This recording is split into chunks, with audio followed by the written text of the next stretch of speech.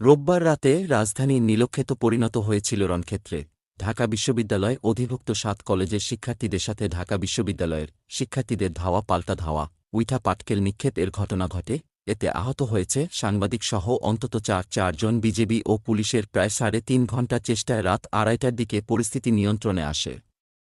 ঢাকা বিশ্ববিদ্যালয়ের প্রভিসির অসৎ আচরণকে কেন্দ্র করে রাতে এভাবেই রণক্ষেত্রে পরিণত হয় নীলক্ষে এলাকা। রোববার রাত ১১টার কিছু আগে ঢাকা বিশ্ববিদ্যালয়ের অধিভুক্ত ৭ কলেজের শিক্ষার্থীরা নীলক্ষেত মোড়ে অবস্থান নেয়। এক পর্যায়ে তারা ইট পাটকেল ছুটতে ছুটতে ঢাকা বিশ্ববিদ্যালয়ের দিকে প্রবেশ করে। পিছু হটতে বাধ্য হয় ঢাকা বিশ্ববিদ্যালয়ের শিক্ষার্থীরা। কিছুক্ষণ পরে শক্তি সঞ্চয় করে ফিরে এসে পাল্টা ধাওয়া দেয় ঢাকা বিশ্ববিদ্যালয়ের শিক্ষার্থীরা। এবার পিছু হটে ৭ কলেজের শিক্ষার্থীরা, কলেজের ছাত্রীরা যোগ দেয়। অন্য ৬ কলেজের ছাত্রদের সাথে যোগ দেয়। নিয়ন্ত্রণে মোতায়েন করা হয় ৪ প্লাটুন বিজিবি ও বিপুল সংখ্যক পুলিশ।